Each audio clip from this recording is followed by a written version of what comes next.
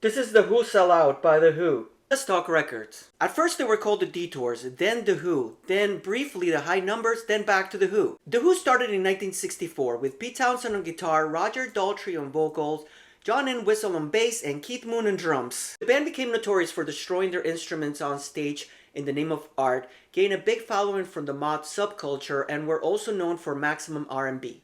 The Who released many top 10 hits in the UK, but none so far in the US. Their explosive and destructive performance at the Monterey Pop Festival in 1967 left the hippie audience's mouths collectively agape and gave them exposure in the United States. Upon arriving back home after an exhaustive American tour, they found out that their record label, Track Records, owned by their managers Kit Lambert and Chris Stamp, needed a new record by Christmas because their UK distributor, Polydor Records, demanded one. After their second album, A Quick One, which was titled Happy Jack in the US, the idea of a concept album was brought up by Lambert and Stamp. At first, the next album was supposed to be called Who's Lily, due to the hit single in the UK, Pictures of Lily. It was supposed to have jingles between songs, but then the idea shifted to not only have fake jingles, but also as a tribute to pirate radio stations in the UK. At the time in the United Kingdom, the BBC did not play much pop music, so these pirate radio stations that are operated offshore in boats outside of government jurisdiction, like Radio Caroline and Wonderful Radio London,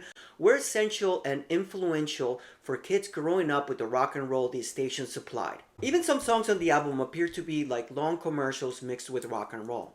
For this album, The Who moved away from the maximum R&B that they were known for and experimented with more diverse styles and harmonies. Around the same exact time, the UK enacted the Marine Broadcasting Act, outlawing pirate radio stations and pretty much giving the BBC a monopoly on broadcasting. The time was ripe for The Who's concept, which also became a statement on consumerism and greed, and also perhaps a protest on how Polydor saw them as a product and rushed them to complete an album. I Can See for Miles was the first single released ahead of the album, September 18th in the US and October 13th, 1967 in the UK. Townshend had written the song back in '66, but he was waiting for the right time for the track to be well produced as he imagined. He wrote the song about jealousy while living on tour and leaving his future wife Karen Astley behind. Townshend went on to say that he was disappointed that the song did not perform as great in the UK as he thought it would,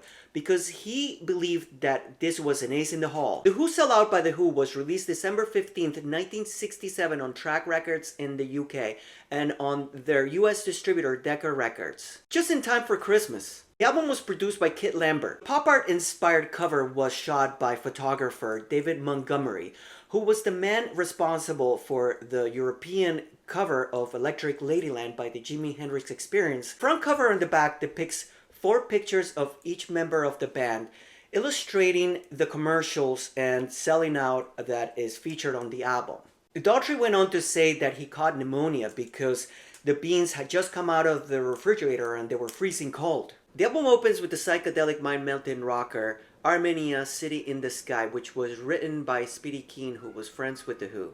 Keen would go on to form his own band, Thunderclap Newman, whose only album, The Terrific Hollywood Dream, was produced by Townshend. Keen even shares vocals with Daltrey on this one. Apparently there were some lawsuits after the album's release. Some of the companies mentioned on the fake ads were not happy. Despite critical praise, the album did not do as well as previous output, reaching only number 13 in the UK. It reached number 48 in the US albums chart. Although not commonly as talked about as other iconic Who albums, The Who Sell Out by The Who has since been called one of the best albums of all time. Rolling Stone magazine ranked the album number 113 on the 500 greatest albums of all time list in 2003 and 115 in the 2012 edition. It went down to 316 on the 2020 updated list.